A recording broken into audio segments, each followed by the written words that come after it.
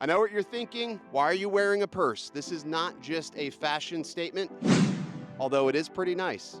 This actually houses the long-awaited DJI Avata 2. And in this video, we're going to be talking about it. This is not a review. I want to repeat, this is not a review. This is only a first impression after having had it for 30 days. Let's get started.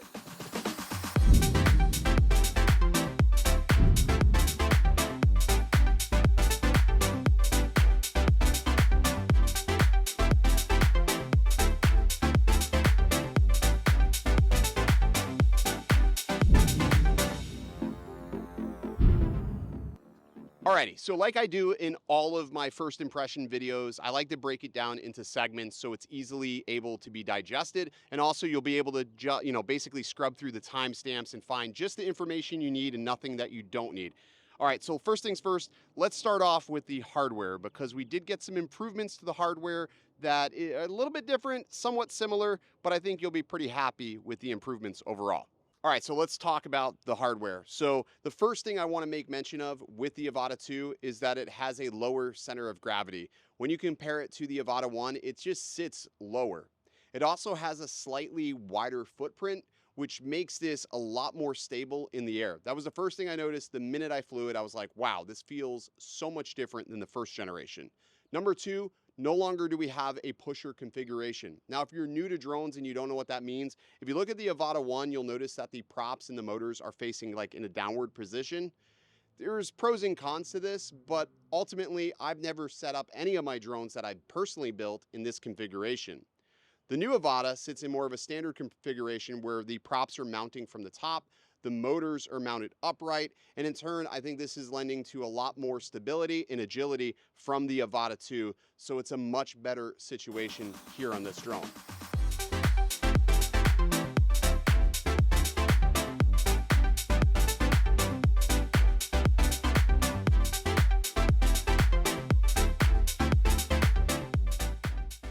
Another big change that DJI made with this generation of Avata is the battery. The battery now sits on the inside of the drone and clasps in there firmly, as opposed to the first generation Avata, which sort of had these tabs that the battery had to lock into. And then it also had I want to say it was like a Mach XT30 plug.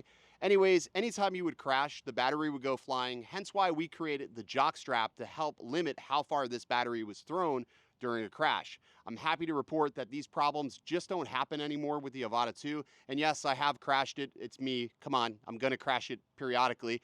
And yeah, I haven't had any battery ejections, no premature ejections whatsoever. All right, so other hardware improvements come in form of sensors underneath. So on the old Avata, we only had downward vision position sensors, which was basically good at holding position when you didn't have GPS.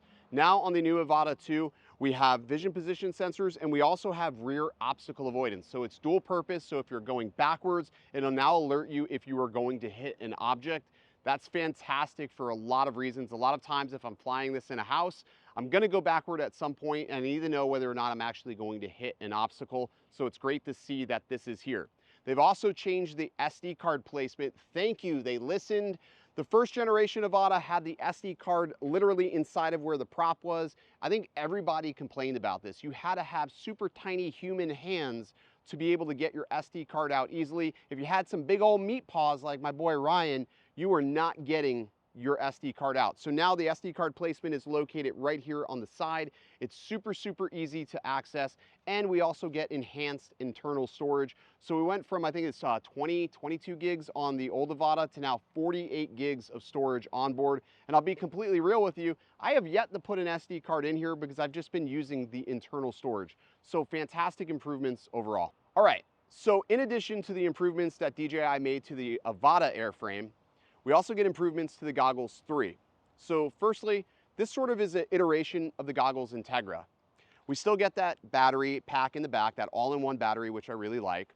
We still have the same antennas, the overall same design. However, the goggles now fit your face much better than previous generations. The goggles are much more contoured to your face, eliminating light leaks. I'm not saying the light leaks are all gone, but they are so far reduced. This is the best set of goggles that I've been able to use thus far with limited light leaks.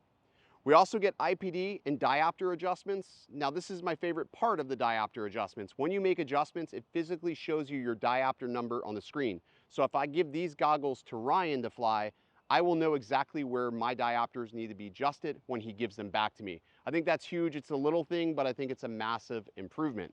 We also get these pass-through cameras. So if you want to toggle on the cameras and visually see what the drone sees, but also keep everything in a picture-in-picture, you can see that. You can literally fly your drone while looking at your drone and still see what's happening in the corner of the screen. I think that's huge. I don't know if it necessarily makes it like compliant via the law with the FAA, but we're definitely one step closer in the right direction, and it's, you know, easier than taking your goggles off. All right, let's talk about the RC3. All right, this is the brand new RC3. Now, it looks relatively the same as the RC2. However, you'll notice there's no longer an antenna. The antenna is now internal. I know there's gonna be a lot of people that don't really like this, but I will tell you, in flying this, I haven't had a single problem with range or reception with this.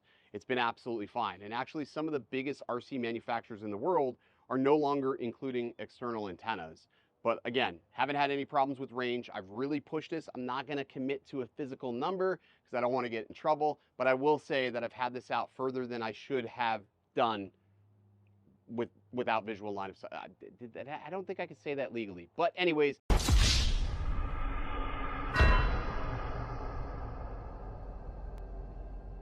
just know that you're not gonna have any problems, but overall, the RC looks the same, it's just no antenna. All right, now let's take a look at the motion controller. Okay, this is the brand new Motion Controller 3. This is the Motion RC3. It is smaller, much more compact, easier to use in one hand, and I already broke it. I dropped this, I think I dropped this like on day 3. It hit the concrete, and there's like a little nub here. That nub blew off, broke off, can't find it, but I've not had any problems being able to operate the Motion RC, even though that nub is gone. I'm sorry, DJI, I didn't mean to break it, but stuff happens sometimes when you don't put your Wii strap on. You need to put these straps on. This would have prevented me from breaking that. But anyways, it is definitely a lot more spelt. We have dial wheels. We're able to go backwards and forwards with it much easier. It feels much more of an extension of a traditional RC. If you're familiar with, you know, like sticks, this is going to be right at home. And for people that are brand new to flying the Avata 2, this should be super easy to pick up. I mean, it literally gives you a tutorial as soon as you power it on and start using it. All right, so let's talk batteries, because I know a lot of people think that this is technically a larger battery in the new Avata, but it's not. It's actually a 2150 milliamp hour battery. If you can believe it, the old Avata battery, this is a 2450. So we're talking about 300 milliamp difference between the two. But thanks to new technology, much more efficiency, this battery gets more flight time. Roughly about 4 minutes more flight time. So we're getting 22 minutes of flight time out of the new batteries versus the 18-ish minutes out of the old Avata, which I gotta say, for 18 to 22 minutes for an FPV drone, that is pretty darn good, because most of us that fly FPV or fly whoops can only achieve about 5 to 6 minutes of flight time out of our drones unless we're running super huge battery packs.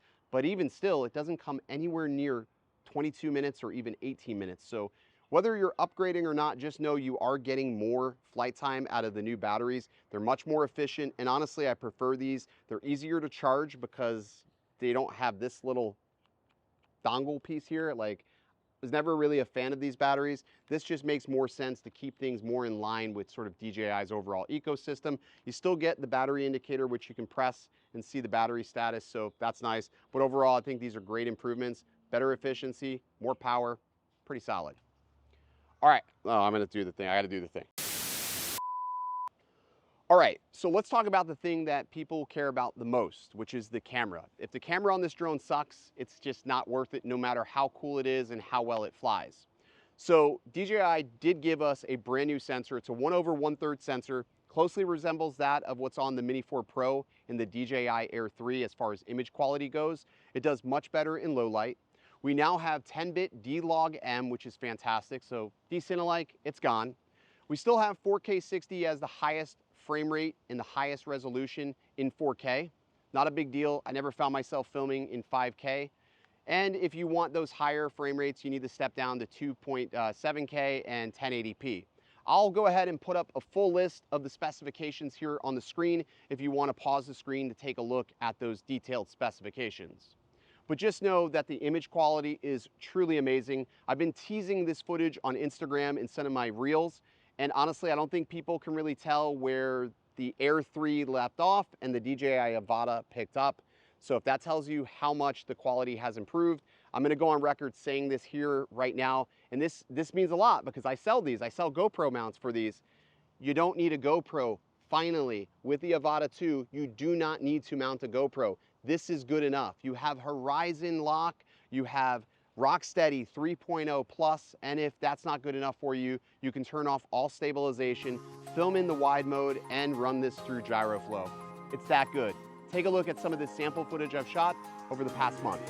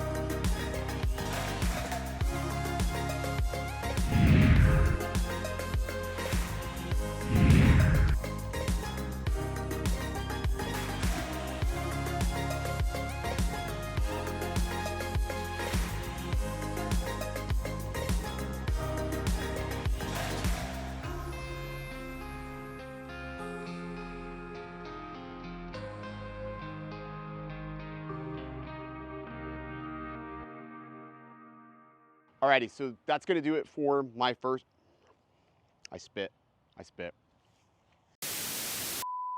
All right, so that's gonna do it for this video. As you can tell, I really love the Avata 2. I'm really glad that DJI listened to us and made some really much needed improvements to make this quad much better than it was in the previous generation. But it's always like that, right?